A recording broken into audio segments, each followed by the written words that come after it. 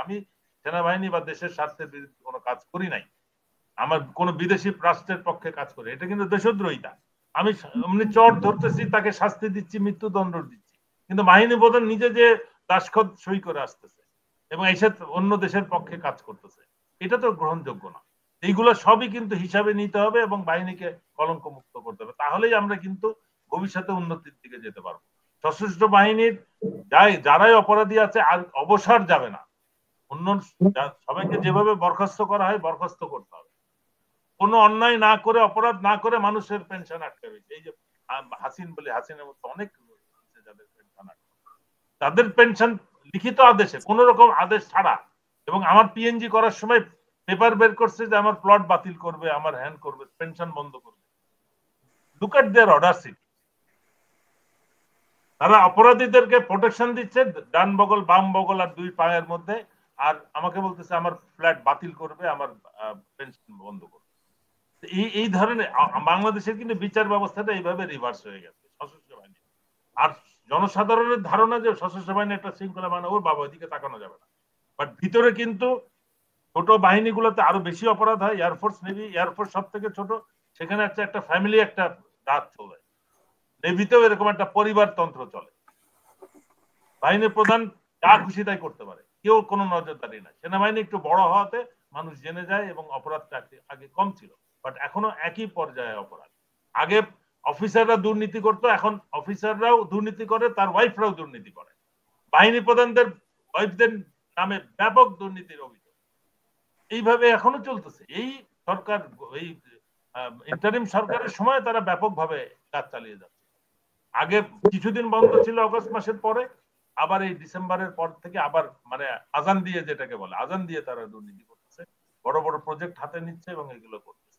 আমি মনে করি সব টাইপের অপরাধ গুলাকে ধরে ধরে বিচারের আওতায় শুরু করতে হবে, বিচার শুরু করতে হবে। শুধু গুম না, খুন করতে হবে, দুর্নীতিও করতে হবে, সশস্ত্র বাহিনীকে দুর্নীতি মুক্ত করতে হবে, না হলে কিন্তু দেশ টিকবে না। এবং আমাদের বাহিনীর মূল যেটা দায়িত্ব, দেশের স্বাধীনতা সার্বভৌমত্ব রক্ষার জন্য আমাদেরকে প্রস্তুতি নিতে হবে। আমাদের অস্ত্র দামি দামি জেট এন্ড সি কিনলে হবে না, ওটা উড়ানোর জন্য পাইলট লাগবে, তাদের ট্রেনিং লাগবে, তাদের কোঅর্ডিনেশন লাগবে। বাহিনীর তিন বাহিনীর মধ্যে একটা কোঅর্ডিনেশন লাগবে। এই ধরনের কোনো কার্যক্রম নাই, সব এই ডেমনস্ট্রেশন, মহড়া। বাট প্রকৃত যুদ্ধ আসলে কিন্তু সব পালাবে, কেউ এটা সামনে মুখোমুখি হইতে পারবে। আমরা ওই মিডল ইস্টে একটা দেশ দেখছি, সাদ্দাম হোসেন ট্যাঙ্ক বাগদাদের থেকে বের করছে, বাহিনী সব অফিসাররা সব ফ্যামিলি নিয়ে, সৈনিকরা ফ্যামিলি নিয়ে সৌদি আরব পালাই গেছে। এই জিনিসগুলো খেয়াল রাখতে হবে। আমাদের দেশে কিন্তু খারাপ হলে পরিস্থিতি একই অবস্থা হবে। সুতরাং বাহিনীকে টোটালি, এবং একটা সশস্ত্র বাহিনীকে প্রকৃত যুদ্ধ ক্ষমতা বাড়াইতে গেলে যে অনেক টাকার প্রয়োজন হয় না, তার প্রমাণ হচ্ছে পাকিস্তান।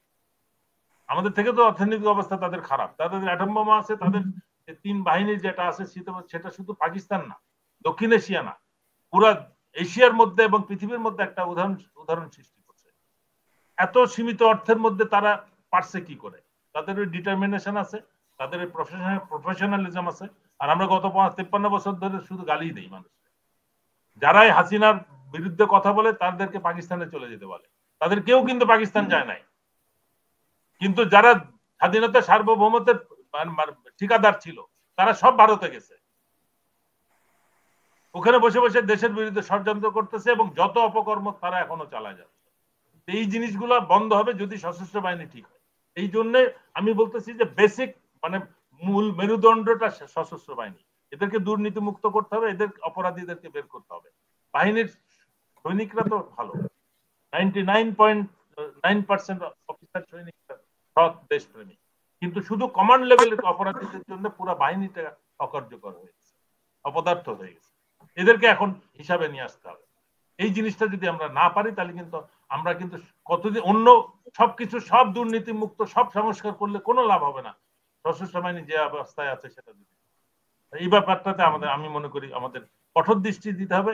ডক্টর ইউনূস অনেক নরম ব্যবহার করছেন, সশস্ত্র বাহিনীর প্রতি লিনিয়েন্ট ছিলেন উনি। আমি জানি আন্তর্জাতিক পর্যায়ে যে আমাদের যে কাজগুলো হয়েছে, অনেক লক্ষণীয় কাজ হয়েছে, এগুলা নিশ্চিত এটা উনি ক্রেডিট পাওয়ার যোগ্য। কিন্তু এখন যেহেতু উনি আভ্যন্তরীণ বিষয়ে নজর দিয়েছেন, অবশ্যই এই বিষয়গুলোকে যদি দৃঢ়তার সাথে হ্যান্ডেল না করেন, তাহলে কিন্তু আমাদের মধ্যে বিপদ আসতে পারে, দেশের মধ্যে বিশৃঙ্খলতা শুরু হতে পারে। আমরা সবাই ওনার সাথে থাকবো এই এই দুর্নীতিমুক্ত সংস্কার এবং বিচারকে নিশ্চিত করার জন্য। ধন্যবাদ।